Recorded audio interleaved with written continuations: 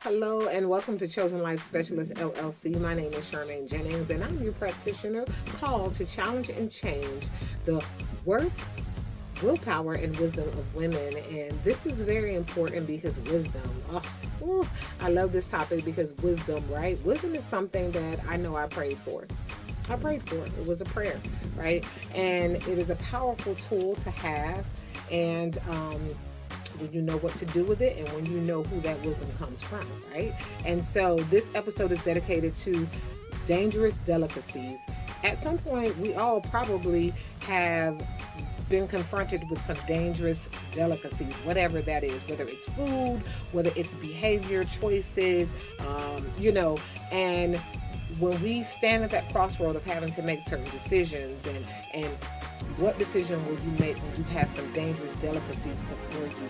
The opportunity to, have sex with someone that you are not married to, or to vape, or to do drugs, or to break the law, or to do some of those things. And even though some of the delicacies can seem delightful, it doesn't mean, if it's a dangerous delicacy, it's called a dangerous delicacy for a reason. And so I want to read from you from the book of wisdom, which is the book of Proverbs, in the 23rd chapter and the 1st through the 3rd verse. This scripture reads as follows. When you sit to dine with a ruler, note well what is before him, and put a knife to your throat if you are given to gluttony. Do not crave his delicacies, for that food is deceptive. And so this is really speaking to Daniel in the Bible in the 1st chapter, which talks about how he sat before a ruler who was not a good ruler. And this ruler really didn't share Daniel's views, his morals, his values, his compass, anything. Now, was the food contaminated or poisonous or anything like that? No. But again, Daniel knew that he had to be mindful of sitting at a table with an individual who didn't share his views. Because now I'm breaking bread with you, I'm eating food with you. Are you going to believe that now somehow we're in agreement, that we're on the same page, we're on one accord? That's not the case. So he was very measured and very wise with his decision and how he engaged this atmosphere and this setting. And in the Message version of the scripture, it reads, when you go out to dinner with an influential person, mind your manners. Do not gobble your food. Don't talk with your mouth full. And don't stuff yourself, bridle your appetite. And so I love that. We don't want to stuff ourselves with being enamored by the glamour of everything that people have. This king, I'm sure this table was a feast. I'm sure there was gold rimmed cups and china and flatware. I'm sure it was a glamorous display of this king's wealth, power, influence.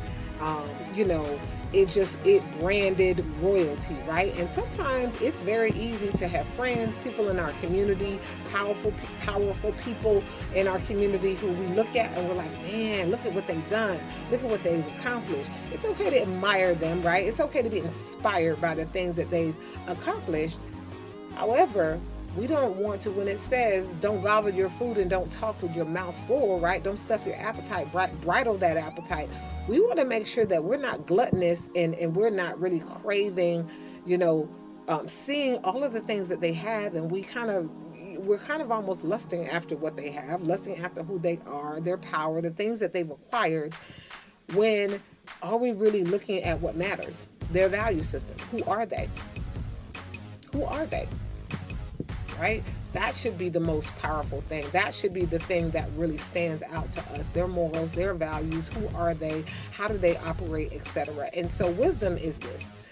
Wisdom is not just having information, but it's knowing what to do, when to do it, and why you should be doing it. And so values are a big part of that. Be wise in who you sit at a table with, who you give your time to, who you're listening to, who you're indulging with, right? Because you don't want to start surrounding yourself with people who really don't align with your values. You don't want to compromise your belief system doing things that they're doing, if they're smoking, if they're, loose with their bodies, if they're acting and behaving in ways that don't match your creator and what your creator created you to do, right? So you don't want to compromise. You don't want to get comfortable being in environments where you're surrounding yourself with those individuals. We all know we're called to be around people who don't necessarily believe as we do, operate and act as we do. That's okay. That's okay. It's going to happen at our job, in the community, and things like that, right? And we even have members in our family that we don't necessarily align with. However, you want to make sure that you stand on your belief system. Make sure you're not compromising. Make sure you're not being comfortable with individuals who are really not for your good and don't have your heart in their hand. And you want to make sure that you're not being driven by materialistic things and wealth and all of that. Those aren't the things that make an individual valuable, right? And so, again, reach out. We are about the business of making sure women are wise. We are wise, right? You think about your romantic relationships. Make sure that you're not comfortable surrounding yourself, dating individuals who don't align, don't compromise. And so this is your Chosen Life of Women moment. Feel free to like, share, and subscribe. Reach out, call. Let's go ahead and make sure that you are making wise choices and that your wisdom is growing. The book of Proverbs is an amazing book. It has a wealth of knowledge. And just like Daniel, he could sit with all of that stuff in front of him and not be tempted. We want to be in that place as well. We're not so enamored by the person, by the people, by the things, by all of the things that this world has to offer, that we look in the mirror and aren't really satisfied with what we see staring back at us because we're not making wise choices. My name is Charmaine Jennings. I've been called to challenge and change your work, willpower, and wisdom. Like, share, and subscribe.